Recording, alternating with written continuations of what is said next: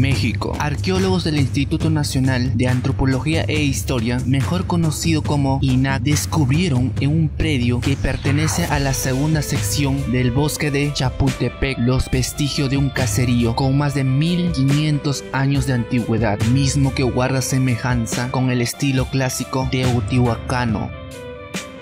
Se descubrió vestigios de viviendas prehispánicas de estilo teotihuacano cuya temporalidad datada a las fases Tamimililopa 225 a 350 después de Cristo y Xoglalpan 350 a 550 después de Cristo. También se descubrió cuadros y rectángulos unidos por muros cilindantes que habrían sido cimientos de antigüedades habitacionales, materiales de cerámica, obsidiana, pizarra, mica y piedra, correspondientes al periodo preclásico, y 11 entierros humanos, 9 adultos y 2 neonatos. Sobre los restos humanos, se precisa que 9 de ellos, correspondientes a adultos y en su mayoría, fueron colocados en posición de cúbito lateral. Los cuerpos están en 2 osamentos, que serán sometidos a exámenes de antropología física para determinar sexo, edad y otras características que no se pudieron conocer en el campo. Los otros humanos hallados corresponden a neonatos, ubicados al interior de un par de vasijas fragmentadas, y de un adulto masculino que se localizó incompleto y sin asociación a una estructura arquitectónica. Cabe destacar que una vez que se concluyan los trabajos de salvamento, el área volverá a ser cubierta de cara a futuros proyectos de investigación y en pro de su conservación. Cabe destacar que la arqueología mexicana, o llevar a cabo investigaciones arqueológicas en México, tiene mayor respaldo del Estado y están mejor coordinados que el caso de Perú. Hay que decir que la zona de Chapultepec, tanto la primera como la segunda sección y algunas secciones de la tercera, son considerados o están dentro de la poligonal de zona arqueológica, la cual se encuentra debidamente registrada. Entonces, cada que el bosque o alguna entidad va a hacer obra dentro del bosque, tiene que hacer toda una serie de avisos con el INAH para que el INAH supervise ciertas obras y no se dañe el patrimonio arqueológico que existe en el subsuelo del bosque de Chapultepec.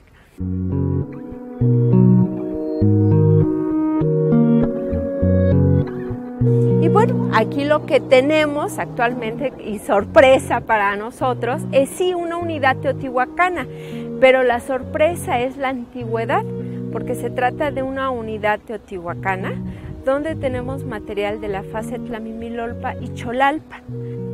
Aquí, bueno, anteriormente, antes de que estuviera la poligonal del bosque, vean, se metía tubería, ¿no?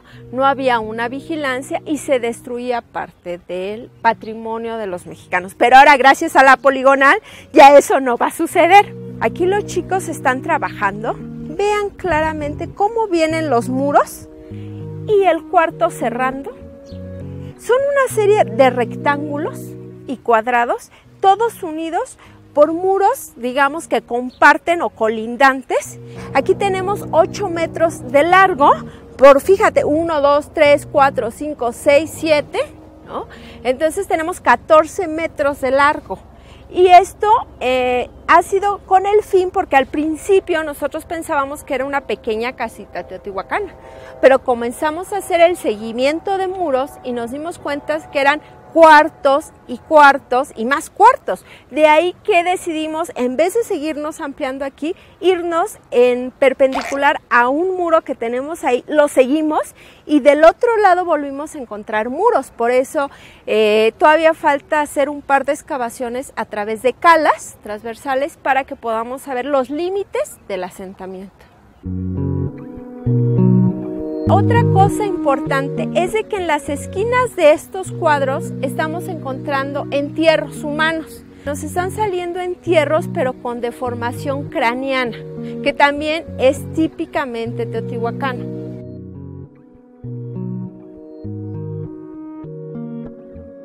La unidad continúa hasta este extremo. Bueno, por lo menos hasta ahorita este es un límite previo. De esa unidad que ustedes vieron allá, continúa la serie de cuartos en esta zona Y vean, seguimos con el mismo sistema de cuadros, ¿no? Lo que nos habla de un área grande de ocupación en esta zona. Estos son los materiales representativos que han salido esta semana. Ahorita estamos viendo otra vez aquí, tenemos las caritas teotihuacanas típicas, vean. Esto es parte de una figurita, es el tocado, vean el tamaño de tocado que tenía, entonces el tamaño de la figura, ¿no? Una gran cantidad de costales que tenemos de cerámicas domésticas en toda el área.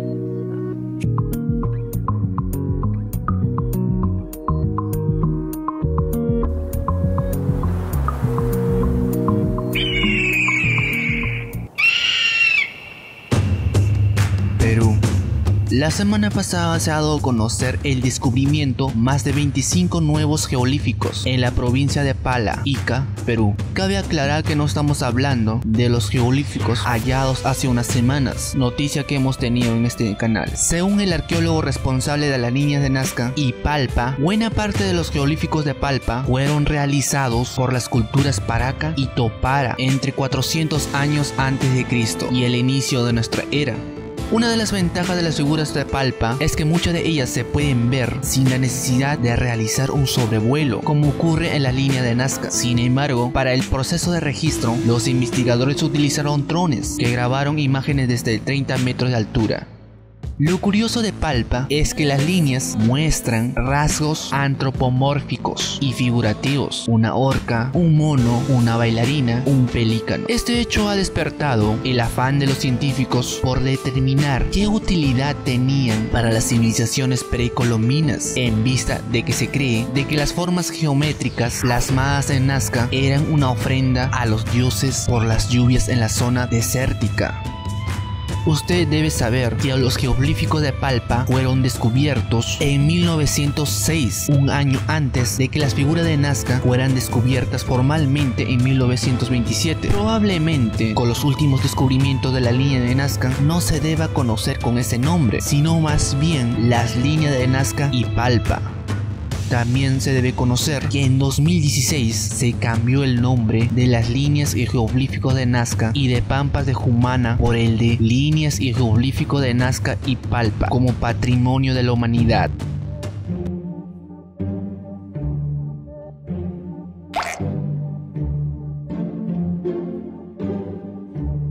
Los geoglifos más antiguos que hemos registrado aquí datan de alrededor del año 400 a 500 a.C.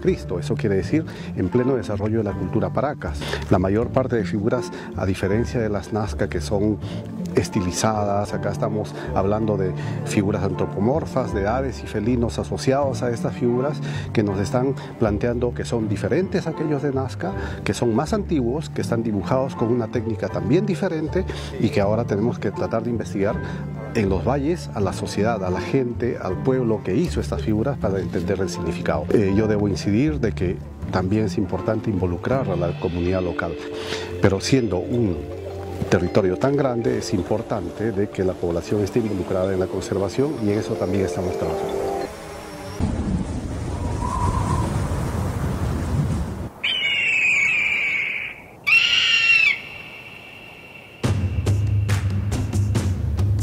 La semana pasada se ha dado a conocer al que se le ha considerado como el último fugitivo de la antigua ciudad romana. El hallazgo, según los especialistas, es excepcional, el que tuvo un final horrible. Fue embestido por la furia del monte Vesubio, que le lanzó una roca de unos 300 kilos, aplastando su tórax y con toda probabilidad decapitándolo. La víctima era un hombre. Tras las primeras observaciones, habría sobrevivido en las primeras fases de la erupción del Vesubio. Huyó en busca de su salvación por un callejón invadido por cenizas y piedras volcánicas. Allí habría sido embestida por la tensa nube piroclástica que lo arrojó violentamente hacia atrás. La víctima era un hombre de unos 35 años de edad. La presencia de lesiones en la tibia señala una infección ósea. Quizás por su discapacidad se retrasó en su fuga. Esa infección debió procurarle dolor, y cuando se convenció de que escapar era la única opción, ya habría sido demasiado tarde. Según los investigadores, intentó la víctima todo por el todo, pero fue en vano. Murió mirando el Vesubio en su intento desesperado por huir de la furia destructiva del volcán. El director Masomio Oksana explica que más allá del impacto emotivo de este descubrimiento, nos da la posibilidad de compararlo con otros, confrontar las patologías y los estilos de vida, así como las dinámicas de fuga de la erupción. En las últimas excavaciones han salido a la luz 13 edificios con grandes balcones, ánforas de vino y mosaicos, así como los esqueletos de un caballo engalonado y un niño que trató de esconderse del fuego y la ceniza, y que pueden dar más elementos de la vida en esta ciudad que quedó completamente arrasada.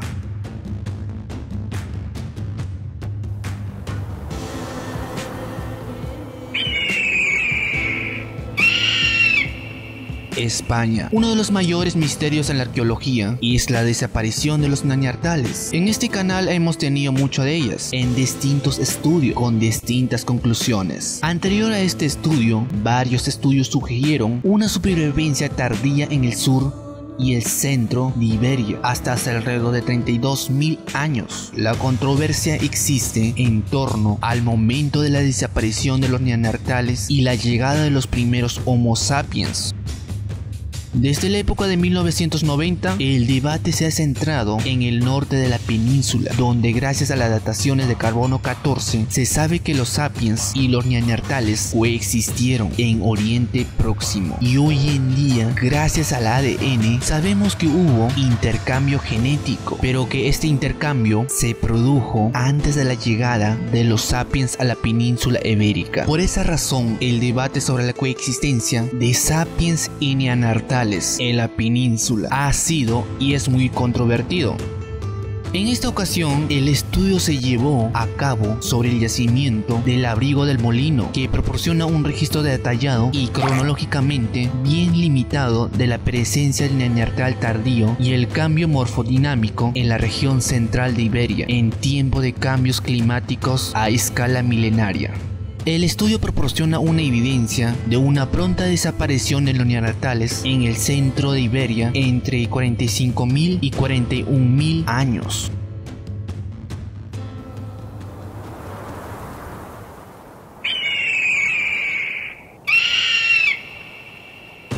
Hace unos 7.000 años, los hombres repentinamente bajaron en su tasa de natalidad, algo de tal envergadura que provocó durante los siguientes 2 milenios. Fue tan extremo que quedó un hombre por cada 17 mujeres en el mundo.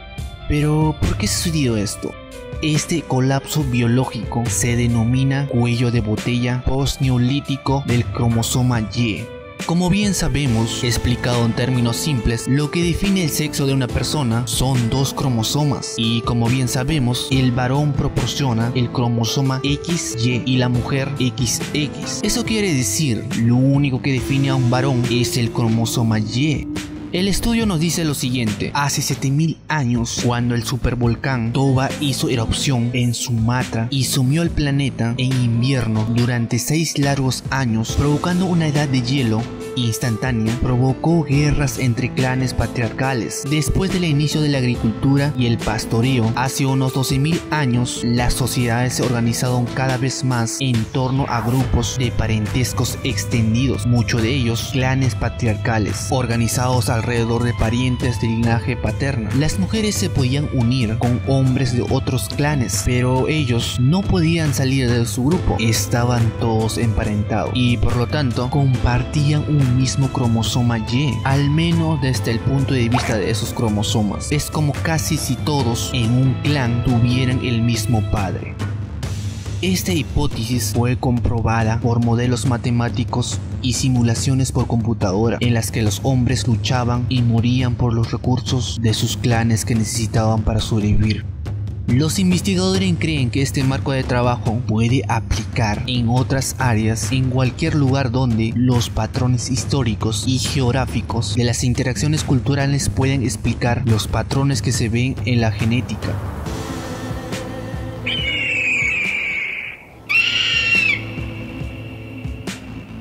Una diminuta momia egipcia que durante mucho tiempo se creyó que era de un halcón, en realidad era un ejemplo raro de un feto con malformaciones severas próximo al final de la gestación.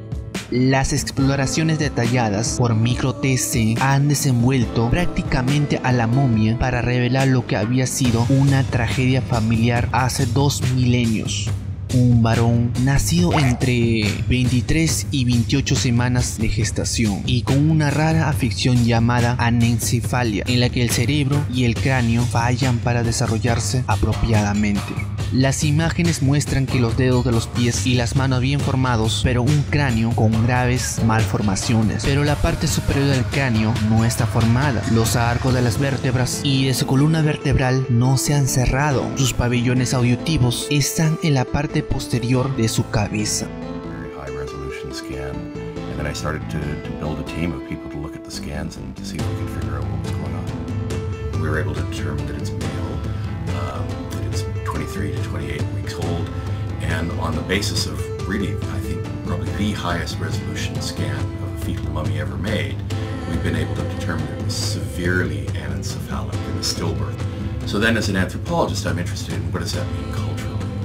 We're not sure because we don't know a lot about its original context. But certainly fetuses had a role in magic in ancient Egypt, and so there may have been an aspect of that in play here. But certainly it would have been a tragic moment for the family to lose their infant and to give birth to a fetus, a very strange looking fetus, not a normal looking fetus at all. And so the family response was to mummify this individual, which was very rare in ancient Egypt. There are only about 6 or 8 that are known to actually have been mummified. So this was a very special individual indeed.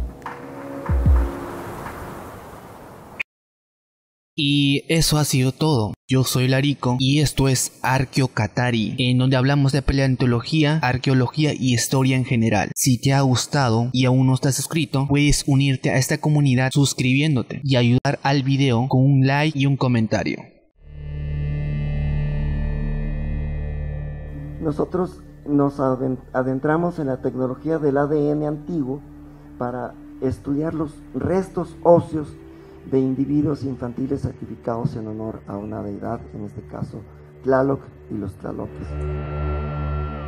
Nosotros trabajamos con materiales procedentes de 3 lugares principalmente, que en este caso fue Templo Mayor, de una ofrenda muy grande que encontramos los restos de 42 niños sacrificados.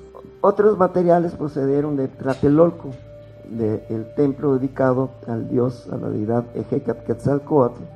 El tercer caso procede de Catedral Metropolitana. Con esos materiales, pues nosotros pretendíamos, como todo antropólogo físico, conocer mucha información acerca de los restos óseos de sus individuos. Los adultos no hay mayor problema porque podemos hacer una serie de observaciones, una serie de mediciones, podemos comparar características ya desarrolladas, ya expresadas en el adulto, que en el niño no están presentes porque es un hueso en constante cambio, en constante remodelación y no ha alcanzado el tamaño. Pero en nuestro caso era importante saber por qué en estas 3 ofrendas, ¿qué eran? ¿Niños o niñas?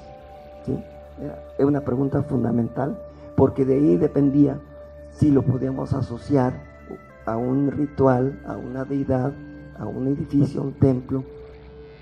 ¿Cómo hacemos todo el proceso? Bueno, tomamos los huesos, como habíamos visto, y de ahí molemos los huesos hasta dejarlo hecho polvito, un polvo muy fino que vemos aquí, y a partir de ahí es que iniciamos nosotros el proceso de extracción del ADN primero. Vamos a separar todas las proteínas y todos los contaminantes que la propia tierra donde estaba el individuo depositado. Para eliminar todo eso necesitamos hacer este proceso de extracción primero.